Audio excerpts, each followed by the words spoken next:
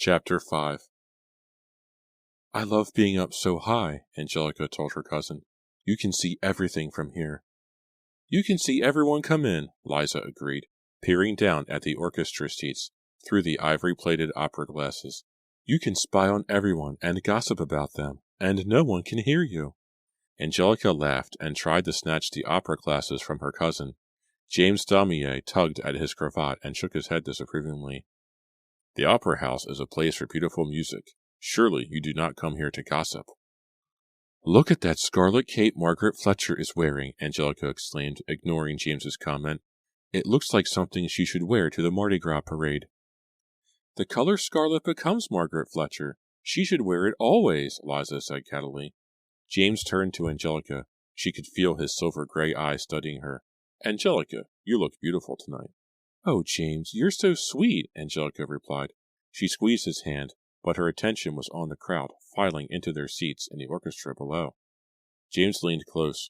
Maybe someday you and I shall have an opera box of our own, he whispered. Why, James, what on earth for? Angelica declared. We can always use Father's. He hates the opera. I meant, James started, but stopped. Out of the corner of her eye, Angelica saw his face go red. Why is James so serious tonight, she wondered. Is he getting ready to propose to me? Is that why he seems so nervous and uncomfortable? Or is his cravat too tight? If he does propose to me, what will be my reply? Angelica asked herself. She pulled up her long, lacy white gloves and turned back to her cousin. Liza, who are you looking at? That young man from Biloxi, Liza replied without lowering the opera glasses. The tall one with the charming smile and those devilish blue eyes. Remember, Angelica? You promised to introduce us. Do you mean Bradford Dews? James asked Liza. You wouldn't like him. He is not your type. He is witty and charming. What? Liza's mouth dropped open in mock outrage. James and Angelica laughed. I do not find your sense of humor at all amusing, Liza replied, making a sour face. I know you well, James continued. You're like the strong silent type. I would like you better if you were silent, Liza declared. Angelica leaned over the velvet-covered railing to watch the people below. Rows of gaslights flickered brightly along the wall. The orchestra tuned up in the wide pit beneath the shimmering royal blue curtain. Dark uniformed ushers led the lavishly dressed opera patrons to their seats. 2 weeks had passed since Angelica's ball. 2 weeks of non-stop celebration and Mardi Gras parties. One party with James, then one party with Hamilton, she thought. Then one party with both of them competing for her attention, for her smiles. James and Hamilton. Hamilton and James. Who will it be? The question troubled Angelica, lingered in her mind like a headache that refused to go away. On 2 occasions, that strange, dark-eyed young man, Simon Fear, had come to call on her at her house. The first time she ordered the servants to send him away. The second time she agreed to see him, but made sure that Liza was in the room. Simon had burst into the sitting room eagerly, a triumphant smile on his handsome face, as if being admitted to the house were an important victory for him. He strode confidently up to Angelica, took her hand, and kissed it. Angelica heard Liza gasp, shocked by the young man's bold behavior. The visit had been a short one since there was no adult available to chaperone. Angelica introduced Simon to her cousin. Simon greeted Liza warmly, then ignored her, rudely staring the whole while into Angelica's eyes. As they talked of the weather and the Mardi Gras and other acceptable topics, Angelica remembered their brief but heated conversation that night in the garden. You will be my wife, Simon had told her. Every time the words repeated in her mind, every time she thought of his intense dark eyes and the confidence, the arrogant confidence in his voice, Angelica felt a cheer of excitement and fright. When Simon had left, Liza tossed back her head and laughed. What an absurd young man, she declared scornfully. Did you see the way he looked at you? He has lovely eyes, Angelica replied. Liza cut her laughter short, her expression suddenly serious. Angelica, you cannot possibly be thinking about Simon Fear. Your father would have a fit if he knew you allowed Simon in this house. He would have the boy horsewhipped and sent back north to his home. Your father would never approve of Simon Fear, and neither should you. Liza's words brought a smile to Angelica's face. I do not approve of him, she told Liza. I do not approve of him at all.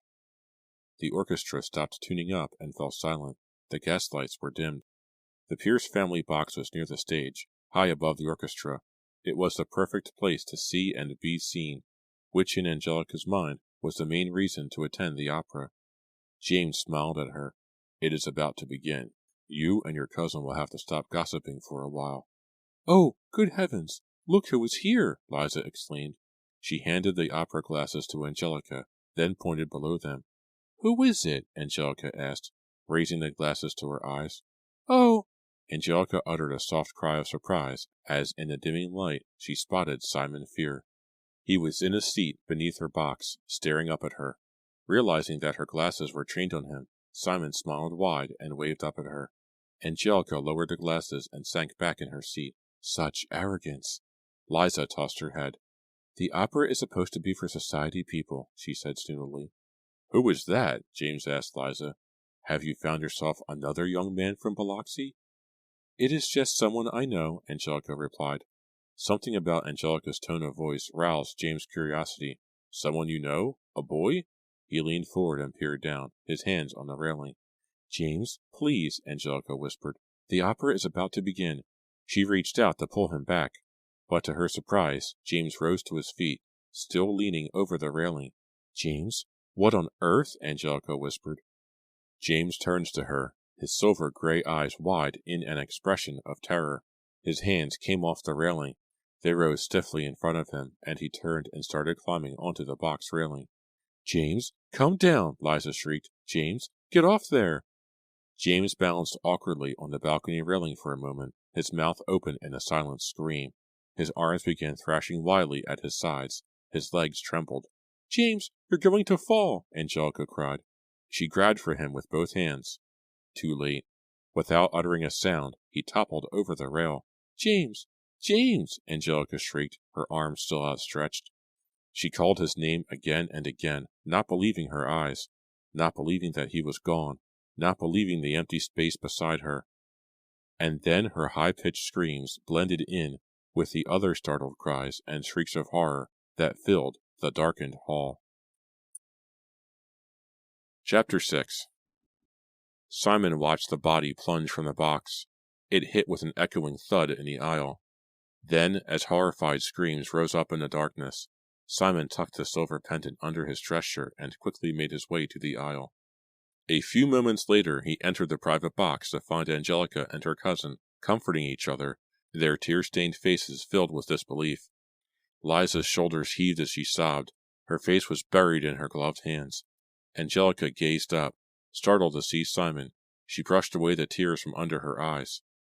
I am so sorry for you, Angelica, Simon said softly, his dark eyes locked sympathetically on hers. So sorry, so sorry. Did you see him fall? Angelica asked Simon. Is James alive? I cannot bear to look. Simon lowered his head sadly. I am sorry, Angelica. Your friend is dead. No! Angelica uttered a wail of horror. He fell so far, so rapidly, Simon reported in a whisper. I saw him land on his head. I am sure he died instantly. Angelica shuddered and shut her eyes. He did not jump, Simon heard Liza cry in a shrill, frightened voice. Why would James jump? Why did he climb onto the railing? If I can be of any help, Simon offered Angelica, his hand placed lightly on her trembling shoulder. Please know that you can always rely on me. Angelica leaned against her father and allowed him to lead her into the sitting room. As they walked, she pulled off her black bonnet and tossed it onto a chair. It was a good funeral, Henry Pierce said, in his gruff rumble of a voice. He was a burly, red-faced man with a thick black mustache, and his appearance was as gruff as his voice. Until the horse pulling the hearse cart tossed a shoe. I cannot understand why they do not inspect these horses before a funeral starts. Yes, father, Angelica replied weakly. She made her way to the long couch and sat down. You look very pale, her father muttered, narrowing his blue eyes as he studied her. I wish you were stronger, Angelica. Yes, father. You have stood up well under this tragedy, he remarked, shaking his head sadly. He tisk-tisked, his mustache rolling up and down. James Damier was a fine young man. Angelica sighed. She wished she could change her dress. The heavy black wool was hot and uncomfortable. Hamilton Scott will be a very suitable husband for you, Mr. Pierce said, striding to the window. I have spoken to his father. who approves the match wholeheartedly. Father, please do not force me to think about marriage now. Not on the day of James's funeral, Angelica said in a quivering voice. I feel so lightheaded and fluttery. I am afraid I may swoon again. Save your strength, daughter. We will discuss it when you are feeling stronger. Mr. Pierce pulled back the window curtains. Bright yellow sunlight streamed into the room. Angelica blinked, waiting for her eyes to adjust to the brightness. Ah, Liza, you are here, she cried, turning to the door. Liza entered the room unsteadily, her black bonnet still covering her head, the hem of her black dress grazing the floor. Funerals are so sad, Angelica, she wailed. The funeral of a fine young man is especially sad, Mr. Pierce agreed solemnly. Would you girls care for tea? I shall alert the staff. Angelica watched as her father left, her hands folded tightly in her lap. It was a pretty funeral, she stammered, motioning for Liza to sit down beside her. All those flowers. Liza pulled off her long black gloves and let them fall to the floor. She sat down beside her cousin and put a hand gently on her arm. How are you, Angelica? I feel better now that father has left my side, Angelica admitted, covering Liza's hand with hers. He means well, but he cannot stop talking about Hamilton Scott. But, I mean with James dead, the word caught in Angelica's throat. With James dead, she started again. Father is urging me to accept Hamilton. Father thinks it best that Hamilton and I announce our betrothal and marry as quickly as possible. But do you care for him, Angelica? Liza asked. Angelica replied with a pained sigh. She squeezed her cousin's hand. Simon has been such a comfort these past few days, Angelica offered, focusing on the window. He has been so considerate, so understanding. Angelica, Liza exclaimed, unable to conceal her disapproval. I had no idea you were seeing Simon Fear. He has paid me visits, Angelica said, still avoiding her cousin's stare. He has been very kind. I do not know why you are so suspicious of Simon, Liza. Just because he is a northerner, and does not come from wealth. I do not trust him. That is all, Liza replied sharply. She shifted her weight on a couch. You avoided my question about Hamilton. How do you feel about Hamilton, Angelica? Do you care for him? Before Angelica could reply, the butler appeared in the sitting-room doorway. Mr. Hamilton Scott is here, he announced. Shall I show him in, miss? Simon Fear leaned against the white picket fence and stared at the sprawling mansion. From his vantage point, Simon could see clearly into the sitting-room window. How considerate of Mr. Pierce to pull the curtains back for me, Simon thought. A carriage came clattering by, pulled by two handsome black horses. Simon bent and pretended to clean something off his boot. When the carriage had passed, he took his place again beside the fence. He saw Hamilton Scott enter the room and make his way to the couch where Angelica and Liza were seated. Hamilton bowed low and kissed Angelica's hand. How very gallant you are, Hamilton, in your boyish way, Simon thought cruelly, feeling the three-clawed pendant heat up under his shirt. How unfortunate for you, Hamilton, that the next funeral will be yours, and then I shall be the one in the sitting-room, bowing low to kiss dear Angelica's hand. Chapter 7. 1 month later, Angelica was holding onto Hamilton's arm as they pushed their way through the laughing, celebrating crowd. Wait for me! My shoe is caught in a plank, Liza called. Angelica called impatiently back to her cousin. Hurry! We don't want to miss Aunt Lavinia. And I want to get a good look at this paddle-wheel boat, Hamilton declared. Liza managed to get her shoe free from the dock and moved quickly to her cousin, holding up the hem of her long gray dress. Do you see Aunt Lavinia? Angelica asked. There are so many people here to see the boat off. It looks like Mardi Gras all over again. As they moved closer to the boat, Angelica could see that a red carpet had been spread down the gangplank. Smiling passengers, their arms loaded with farewell presents, stopped on deck to wave goodbye to friends and family on shore. A brass band played march music beside the gangplank. White and yellow streamers had been strung along the top of the pier. Horse-drawn taxis pulled up to let off more passengers. There she is, Liza exclaimed. Aunt Lee! Aunt Lee! Angelica and Hamilton pushed past a man pulling an enormous black steamer trunk and hurried up to greet Angelica's Aunt Lavinia. Why, there you are, Aunt Lavinia cried happily. My goodness, I thought I missed you. Angelica's aunt was a large, robust-looking woman. Her blue traveling bonnet matched the blue of her eyes. Her round cheeks were flushed with excitement, She had traveled to New Orleans for Mardi Gras, but now was returning home to Memphis. There were hugs all around. Angelica introduced Hamilton, who said something, but his words were drowned out by an ear-shattering blast from the boat whistle. "Oh my, I had better be boarding," Aunt Lavinia exclaimed. "It was so nice of you to see an old aunt off." More hugs. Then Angelica's aunt gathered her belongings in her arms and started toward the gangplank. "She is a dear," Liza said, waving to her aunt. "This boat will make it upriver to Memphis in no time," Hamilton remarked. "Look, it has 2 paddle wheels. That should double its speed." Another blast of the whistle made Angelica cover her ears. She tugged on Hamilton's arm. "There is no one on that pier," she said, pointing. "Come on, we can get a better view when the boat pulls away. We shall be right on the water." Liza hesitated. "That pier is roped off, Angelica.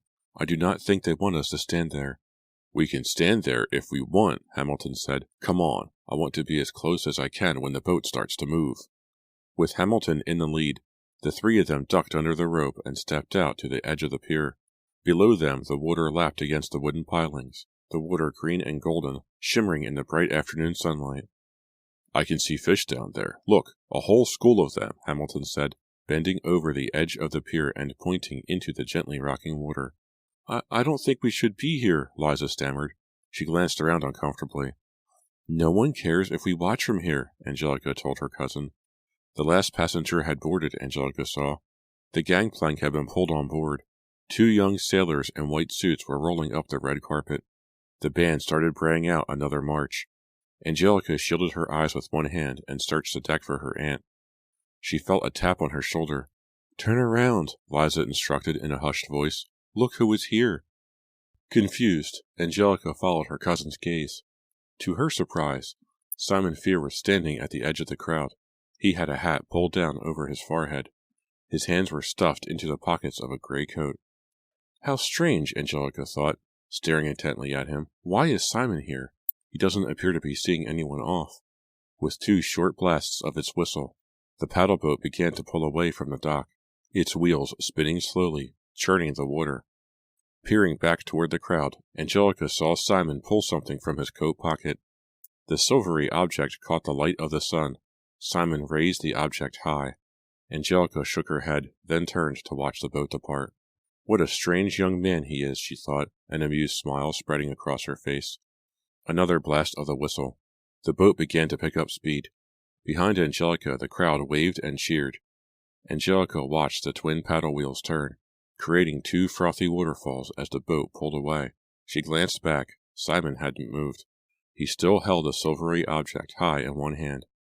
"Hamilton, this is exciting, isn't it?" she asked. "Hamilton? Hamilton?" He had been standing by her side at the edge of the pier. Where had he disappeared to? "Liza, have you seen him?" Angelica started, but her voice caught in her throat as she glanced back at the boat, and then she started to scream. Chapter 8. "Did he fall?" Liza cried. "Did he fall?" She grabbed Angelica, repeating the question. "Did he fall?" "Hamilton! Hamilton!" Angelica screamed, raising her hands to her cheeks. She watched Hamilton disappear under the golden green water, and then she saw him rise up again as if floating on air. "Hamilton! Hamilton!" As Angelica gaped in horror, she saw that Hamilton was caught in the blades of the paddle wheel. "No! Oh, please, no!" she shrieked. His limp body rose up, then made a loud crunching sound as it was crushed between the wheel with the boat. It plunged back into the water, then was dragged up again, only to be crushed with another loud crunch. "Did he fall? Did he fall?" Liza repeated the question breathlessly, crazily, strands of her brown hair loose and blowing wildly about her head. Tears streamed down her face. Hamilton disappeared under the water. Then his lifeless body rose again. His arms waved helplessly. His head, the skull crushed beyond recognition, rolled back, then forward as the wheel carried him into the boat again. The water pouring off the big paddle wheel was pink, stained with Hamilton's blood. "No, oh no, please no," Angelica moaned, unable to take her eyes off the gruesome scene of horror. "Did he fall? Did he fall?" Liza continued her stunned refrain, her eyes rolling crazily in her head. Suddenly, Angelica felt a firm arm around her waist. Uttering a soft cry of surprise, she turned to see Simon at her side. "Simon!" she cried in a high voice she didn't recognize. "Simon, he..." She pointed to the boat. Poor Angelica, Simon said softly, holding her tightly. Poor Angelica, you have suffered so much. Angelica, it is a pleasure to see you out of your mourning clothes, Henry Pierce said, smiling beneath his dark mustache. He gently placed a hand on her shoulder in passing. You are feeling better. Angelica nodded, but didn't return his smile. She smoothed her shiny black hair. 2 months have passed, Father. I felt it proper to end my mourning for Hamilton. Mr. Pierce made his way to the window and peered out into the evening darkness. An unhappy time, he muttered, more to himself than to her. He turned back to Angelica. You are so pale, daughter. I am feeling better, Angelica told him. At least the dreadful fainting spells have ended. You have been considering my advice, he asked, keeping his gruff voice soft. His eyes searched hers as if seeking her true feelings. I really do believe that traveling abroad is a good idea for you now. Angelica sighed. I haven't had much time to think, she replied with some sadness. I hope you have not been too lonely since Liza returned home to Virginia. I needed this time to myself, Angelica said, toying with her hair. Simon Fear has visited you often, her father remarked, frowning. Simon has been a true comfort, Angelica replied. Mr. Pierce nodded thoughtfully. I hope you have not encouraged that strange young man in any way. He took one more glance out the front window, then made his way back to where Angelica was sitting. I am feeling quite tired this evening. I believe I shall retire. Good night, Father, Angelica said. She rose and planted a kiss on his broad forehead. Startled by this unusual show of affection, Mr. Pierce turned bright scarlet. He smiled, wished her good night, and strode quickly from the room. Smiling to herself, Angelica moved to the sideboard against the wall, and bent to pull 2 silver goblets from the cabinet.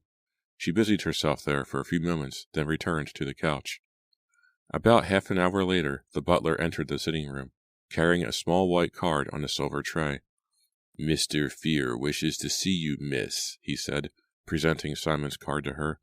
Angelica took the card and glanced at it quickly, unable to suppress a smile. She nodded to the butler. I will see him.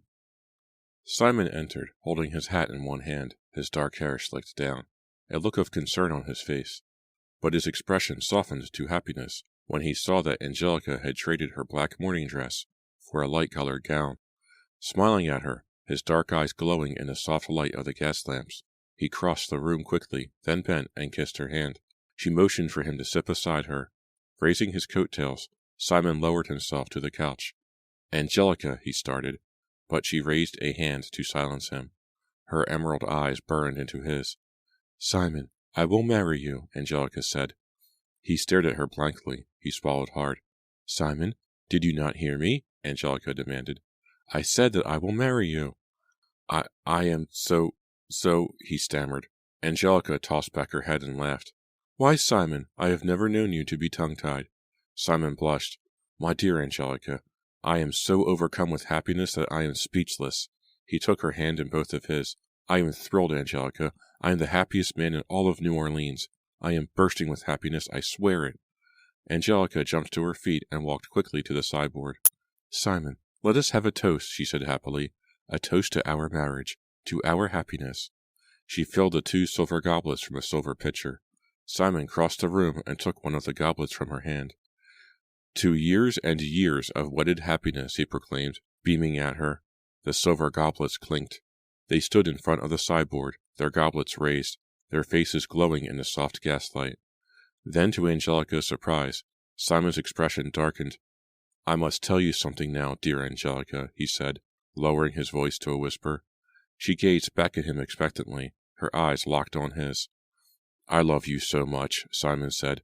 So much. I would do anything for you. He hesitated. Yes, dear, Angelica replied impatiently. What is it?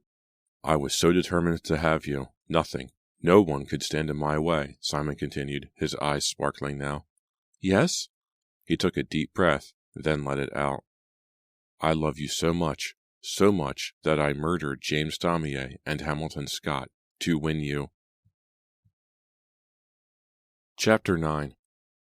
Simon stared hard at Angelica, waiting for her reaction to his words. She gaped at him in stunned silence, the silver goblet trembling in her hand. Angelica, he said, his voice quivering with emotion, his eyes pleading with her, not to be repulsed by his news. not to reject him because of what he had done. Angelica, I murdered them for you. That is how powerful my love is. My love for you is so overwhelming that I was driven to kill for you. I beg you to understand. Angelica didn't reply. She raised the goblet to her mouth and took a sip. A drop of the dark wine trickled down her lip. Finally, she spoke. You killed them. Simon nodded solemnly. But how? She demanded in a tiny voice. He hesitated. I have powers, he said simply. His hand tightened nervously around the goblet. Holding his breath, he stared at her, waiting for her to react. To his surprise, Angelica's cat eyes narrowed and she uttered a scornful laugh. Angelica? He cried. You? She cried. You killed them? She laughed again, laughed until tears rolled down her cheeks. You fool, she declared, shaking her head. It was not your powers that killed those two oafs. It was mine. What? It was Simon's turn to gape. I killed them, Angelica exclaimed through her tears of laughter. I did it, not you. I have practiced the dark arts since I was a child. I knew I would never be allowed to marry you while James and Hamilton were around. And I knew that night at my party that you and I belonged together. But, Angelica, she raised a hand to silence him. I could not marry James or Hamilton. They were both innocents, both lacking in imagination, both lacking the evil it takes to enjoy this world. So I cast spells. I murdered them both, Simon. I made James leap off our opera box railing. I made Hamilton fly off the pier into the paddle wheel. I murdered them for you. For us. Simon swallowed hard in stunned silence. I do not believe it, he finally managed to choke out. We will combine our powers, Angelica declared, raising her goblet. Yes, yes, Simon agreed, quickly recovering from his shock. Yes, Angelica, my dear. Together, nothing can stop us from getting what we want. Angelica's smile faded. Only one thing can stop us, Simon, my love. One very powerful thing. My father. He will never approve of you. He wants to send me to Europe to get me away from you. Come, let us see him at once, Simon cried, his dark eyes sparkling with excitement. He grabbed Angelica's hand and began to pull her. Simon, stop. Where are you taking me? We cannot see father yet. We have no plan. Simon, we need a strategy. Ignoring her pleas, Simon pulled Angelica toward her father's bedroom. They stopped short in the doorway when they saw Henry Pierce lying sprawled on his back on the bedroom carpet. His face was bright purple, his mouth was frozen open, his lifeless eyes gazed up at the ceiling like clouded glass marbles. Simon, Angelica gripped Simon's sleeve. Is he dead? The doctor will believe it was his heart, Simon said softly, unable to keep a smile from forming on his handsome face. No, Angelica cried, dropping to her knees beside her father's dead body. Father! She raised her eyes slowly to Simon. You did it? You did it for me? For us, my darling, Simon replied. I murdered your father before I came into the sitting room. I knew it was the only way we could be together. Oh, thank you, Angelica cried, jumping up and throwing her arms around him. We are wealthy now, Simon. We are wealthy and free. They hurried back to the sitting room and raised their silver goblets. Let us drink, Angelica urged. To us. She clinked her goblet against his. They both drank. Delicious, Simon declared. So bitter and sweet at the same time. He smiled at her knowingly. It isn't wine, is it? No, Angelica replied, returning his grin. It isn't wine. It is blood. Simon snickered and stared into the goblet. You are full of surprises tonight, Angelica. He wrapped an arm around her slender shoulders. Then they tilted the goblets to their lips and drank, allowing the rich, dark liquid to flow down their chins. Village of Shadyside, 1900. Nora Good dropped the pen and tried to stretch the cramps from her aching fingers. Yawning, she stared at the narrow window on the bare gray wall. Morning sunlight cast a small yellow rectangle over the dark floorboards. Soon they will be coming, Nora thought, turning her eyes to the door. I must finish my story before they come. I must leave this written record for all to see. The evil that has followed the Fear family through the generations must be known. Otherwise it will never stop. She raised a crust of bread from the metal pan of food that had been left for her, and dipped it into the cold yellowish gravy. Stuffing it hungrily into her mouth, she glanced at the stack of pages on the small desk. So much more to write, she thought, picking up the pen and dipping it into the half-empty inkwell. The story of Simon Fear is so long and so frightening. Simon and his precious Angelica were married in 1846. Now I must move my story to nearly 20 years later. It is the year 1865. The war between the states is drawing to a close. Simon and his bride have moved north to Shadyside Village, where they built an enormous mansion in the woods, away from prying eyes. They used Angelica's money, of course. They lived there with their 5 children, 2 daughters, Julia, 17, and Hannah, 16, and 3 sons, Robert, 14, Brandon, 11, and Joseph, the youngest, at 5. The family seemed happy and prosperous for a while, but with so much evil lurking within the walls of the Fear Mansion, their happiness could not last. Nora scraped the last of the yellow gravy from the pan. Then she picked up her pen, bent over her pages, and began writing feverishly.